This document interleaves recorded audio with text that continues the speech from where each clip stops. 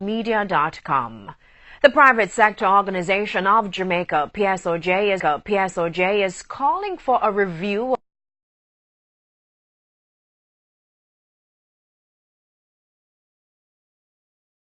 of the board of the Spectrum Management Authority to ensure that the chairman, Trevor Forrest, has not overstepped his authority in other matters. This follows the revelation that Mr. Forrest attempted to insert a resume for Carolyn Warren after the recruitment exercise was well advanced. His action, despite resistance from then Managing Director Dr. David McBean. PSOJ President Howard Mitchell says there should be a review of any action Mr. Forrest might have taken on other boards on which he sits. In the circumstances, my opinion is that Mr. Trevor Forrest's actions as chairman of Spectrum Management Authority and on the other board should all be reviewed to ensure that he has not taken any other steps outside of his authority, and he should be required to take refresher courses in the governance rules that exist now. And the PSOJ is also renewing its call for the implementation of a governance framework to monitor the conduct of public sector boards. Because if we have that in place and if we have somebody monitoring the conduct of the board, then you won't get these wildcard behaviors. And the point is, it's not that the PSOJ is trying to tear down government or trying to be obstructive. It is that for the first time since the 1960s, the Jamaican economy is poised, we believe, for growth. And it would be a shame if we do anything to jeopardize that growth because of ignorance or because of a lack of knowledge of proper protocols or because of inappropriate conduct.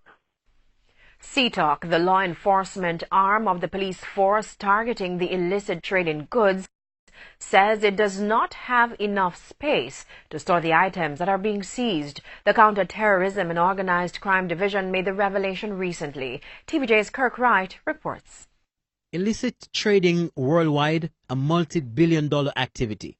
On Monday, at a careers event, said since the start of the year, it has seized 15 million sticks of cigarette, valued at over $600 million. Assistant Superintendent of Police Victor Bart says CETA could seize more had it not been for factors like lack of mobility, corruption, social acceptability, and the lack of storage space to house illicit items. Every time they write a report to me, if we find 500 million worth of cigarette, if we find $80 million worth of cigarette, at the end, sir, we need storage. That revelation alarmed Michael Ellis, the international consultant on illicit trading. I was concerned to hear, if I heard it correctly, that storage facility was a hindrance to making more seizures. Because whatever happens, guys, that can't be allowed. If the law enforcement agencies can't seize product because they can't store it, you're going to have to find a way around this. The police say legislation provides little help.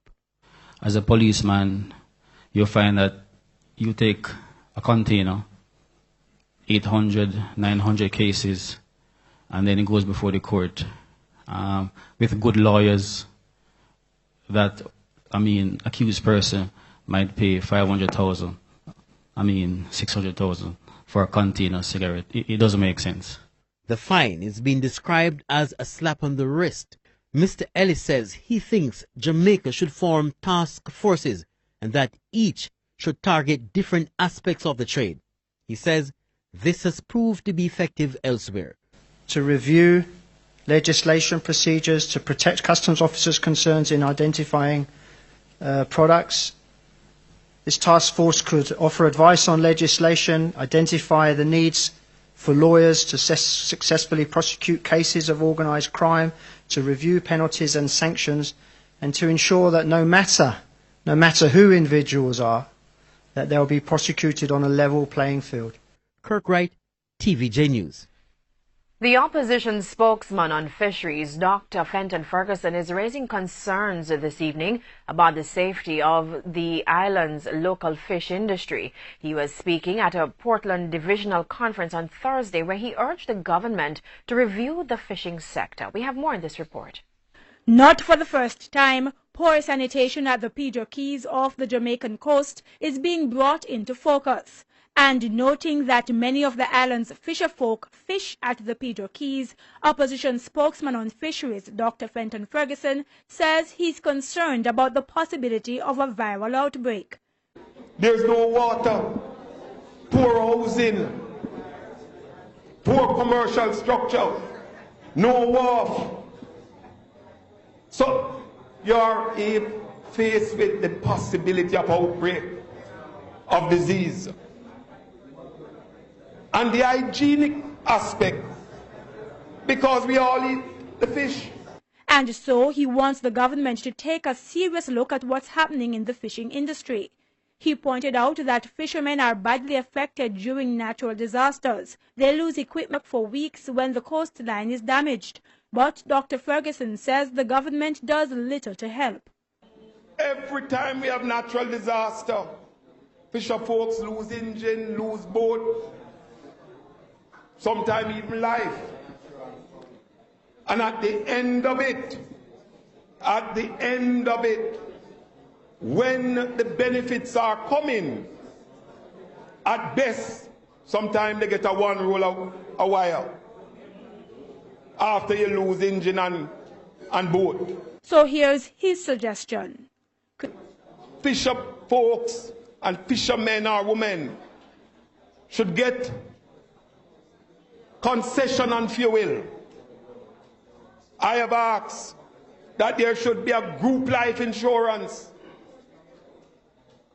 and a general insurance to protect the lives of our fisher folks.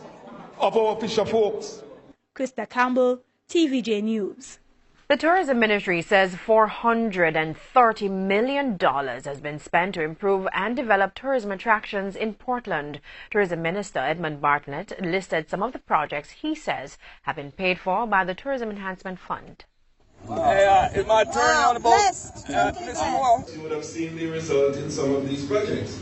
In the rehabilitation of the road to Winifred Beach, the beautification and cleaning up of Winifred Beach itself, the upgrading of Boston Beach, which was opened a couple of days ago, the rehabilitation of roads to attraction in the parish, and the other upgrading works that we're doing. The road leading to Reaches Fall will also be upgraded, and the TF funded the Portland Craft Market is developed. He's encouraging the residents to get involved in the redevelopment of tourism in a parish he stressed was the first to welcome visitors from overseas.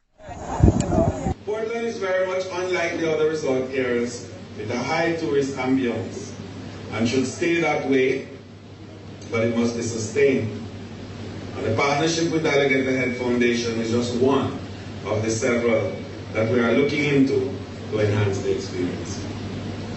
From my vantage point, I can assure you that Portland's expansion of tourism facilities and growth in both cruise arrivals and stopover. Mr. Bartlett was speaking at Thursday's opening ceremony for the Alligator Head Foundation community-based drive and non-motorized water sport facility in Portland.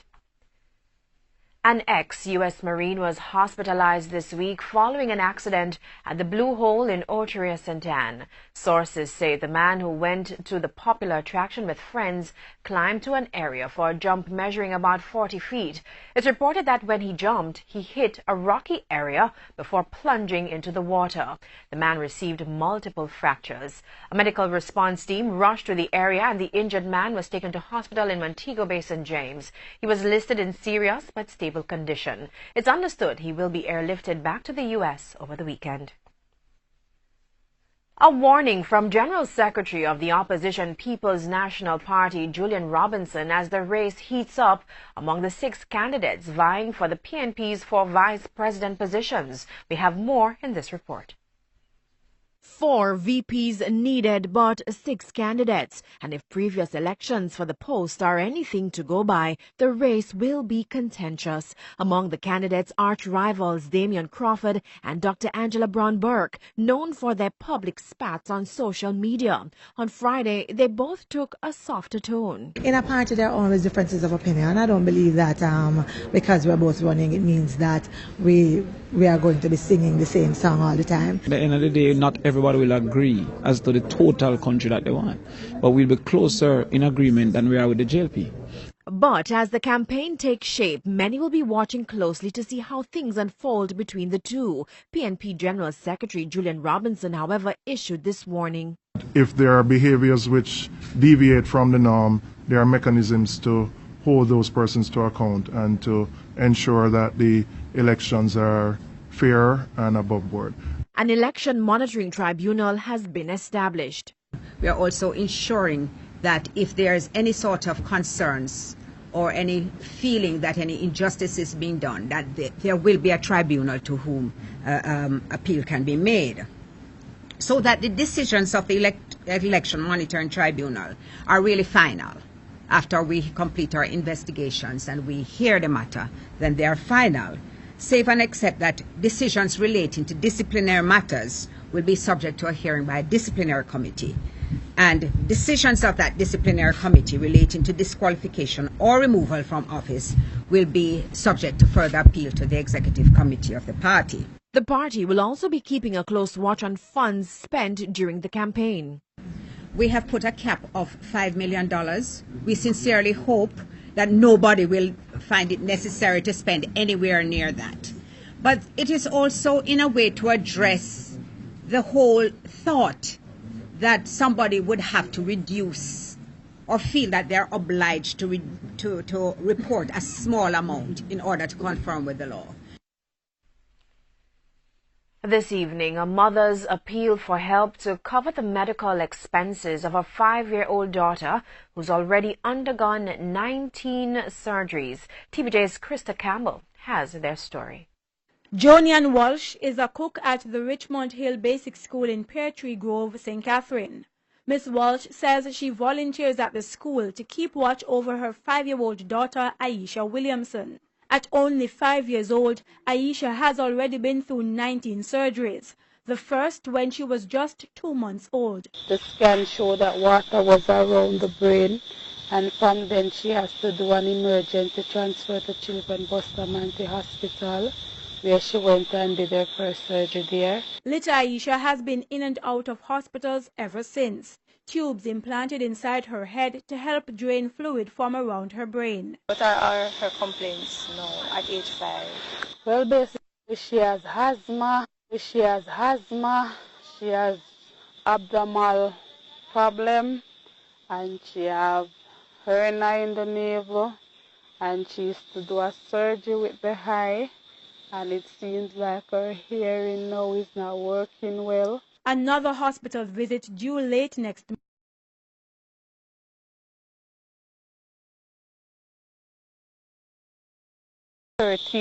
And it's a 7 o'clock appointment to have our children. Sometimes up to 4 days at the hospital with little sanitary conveniences. She says sleeping on benches, sometimes with her son, makes an already difficult situation worse. So sometimes the accident not so frequent. We have to do that till 6:30, and it's a 7 o'clock appointment to have our children. Sometimes up to 4 days at the hospital with little sanitary conveniences. She says sleeping on benches, sometimes with her son, makes an already difficult situation worse. And the Welcome back. In international news, a murder suspect in Hawaii was mistakenly allowed to walk out of jail. Brian Smith was released on Tuesday, but he turned himself into the police Thursday night. Officials are investigating what led to the mistake. And the Primetime News package continues with a Saturday Sports Special after the break.